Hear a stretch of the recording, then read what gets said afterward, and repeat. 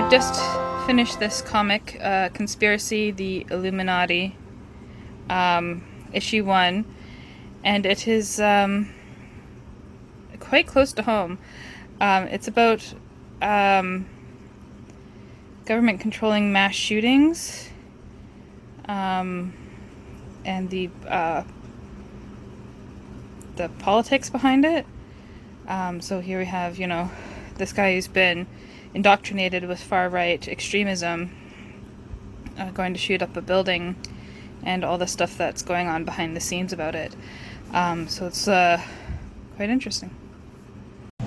So it's the end of Tuesday, and I'm super tired, so I didn't want to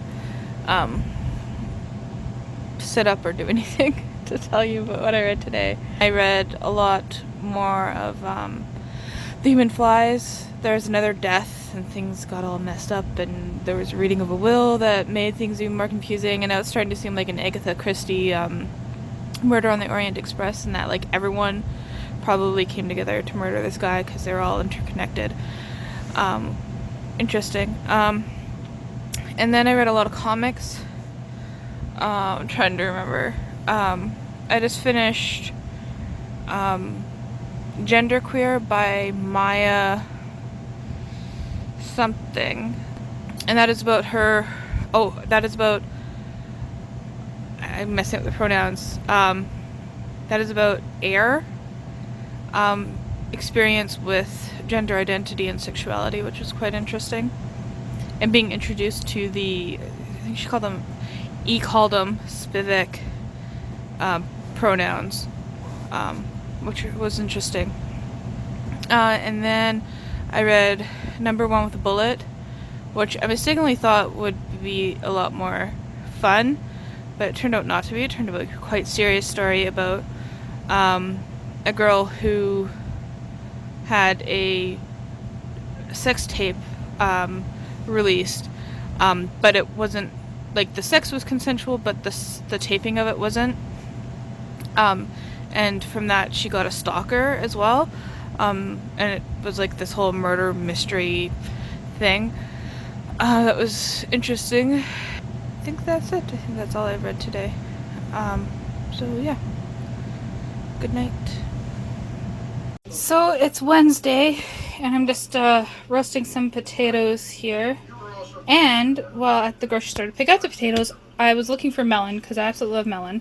And they were out of cantaloupe and watermelon. But they did have, what's this way? A Santa Claus melon. And I misread the price, and it's really expensive, so hopefully it's not tasty. And I won't feel obligated to try it again. So it's Thursday night, and I just got back from work. It's 9 p.m. I had a long day. I did read some of my Stargate Atlantis novel, but mostly I napped. But I had a bit of time between patients. Not enough time to come home because I was on the other side of town, so I decided to stop at the dollar store there. And I needed frames for pictures. So what I like doing for art is either going to the thrift store and finding things. I have a lot of things from events and stuff like that. So word on the street, there's comic artists, so they sell their prints for a decent price. And a lot of stuff comes from thrift stores, garage sales, and I did splurge on this one. It came from Winners. But I picked this book up at the thrift store, Batman Animated, and I've been making a lot of art from it because it's all just really cool pictures from the series. I have some pulled out that I already want to use, like this. I need to find a big enough frame for this. It's a whole bunch of covers. Oh, there's just some scenes from the movie. What's this one? There's some black and white stuff there. And I pulled out this picture of Catwoman that I really wanted to hang up, and I didn't want to just stick it on the wall without a frame or anything, so I got a frame, and now I have this awesome picture of Catwoman I'm going to hang up on my wall. But while I was looking at frames, I found a bunch of Oscar Wilde quotes framed. So I haven't even taken it out of the packaging yet. Let's do that. And it says, "Be yourself, everyone else is taken," which I think is pretty cool. There were a bunch there, but that was the one that I really liked. So yeah, just thought I'd share that with you. Just found this cool little page on my new e-reader here, and it lists your reading stats. So I just finished Reliquary. I read for about 25 minutes each time I picked it up for 5 hours. And even though it was 175 pages, I guess they turned the pages 732 times because you know you get the font bigger. So I finished one book. I don't know why it says 5.1 up here and it says 5 right there, and I've read 50% of the books on here. Wonder if I click on it, does anything. But that's pretty cool.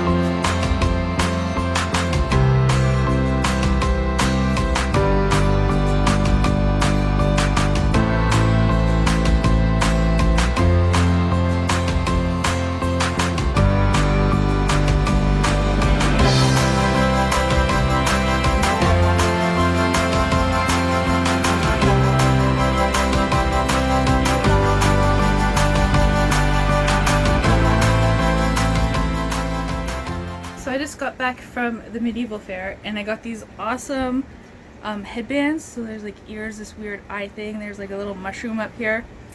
I was wearing it all day. I loved it. And I got matching shirts, Harry Potter shirts for my mom and I. So yeah, that was cool. So I'm just going to show you just some things. I got this little mystery kit that has Droxdraft, a powerful healing potion, but when used incorrectly, a powerful poison. And it also came with Eye of Fae. One of the best things I got was this. Let's see if the camera will focus on it. And it is the seal of Queen Elizabeth I.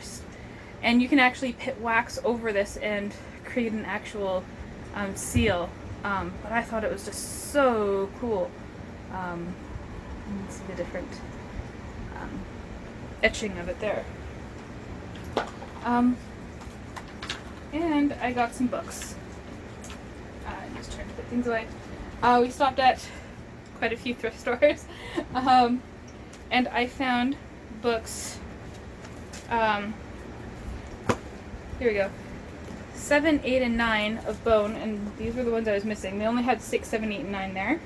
And I already have books 1 to 6, so I picked up 7, 8, 9, and I'm so excited to finally have the complete Bone collection. If you don't know about Bone, it's amazing. Any age can pick these up and read them, and these full color ones are amazing. It's a fantasy story about these bone creatures helping this girl on a journey quest type thing, and it's really entertaining, really good.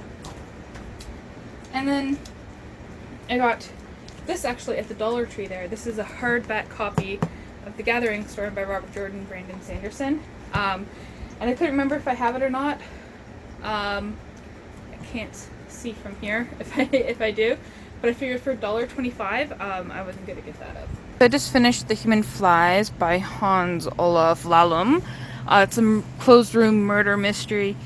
It's actually really good. It's told very simply, very straightforwardly, but there's lots of like twists and turns in regards to the plot and who's doing what and everything, and it's interesting. There's a few issues that I have with it in regards to attitudes towards people in wheelchairs, because his assistant at one point says there's no point in her going outside anymore, but I don't know if that's it says I no longer belong out there in the real world, so I just have to sit here in my unreal world and hope that every now and then an opportunity will crop up for me to take part in your life and influence what goes on out there. I don't know if that's because she's in the chair, because she said before, you know, she felt physically unable to do too much, so she's just gonna stay in her room and do nothing. Or if it's her having agoraphobia or something like that. So I want to continue on with the series and see how that's dealt with further. Here's our author there. It does say there is another book called Satellite People, so I'm going to look for that. So I finished 2 out of the 3 books that I was reading, so I decided to unwrap another one. This one's square, so I'm just going to get it started over here, because it's difficult to do that with one hand. Okay, so it's started, and it is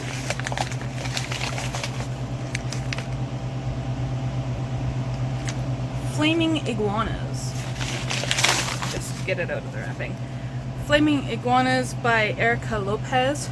I remember buying this book from a thrift store. And it's all done like craft paper, and there's like drawings and stuff. I'm trying to hold the book with my face. That's not working very well.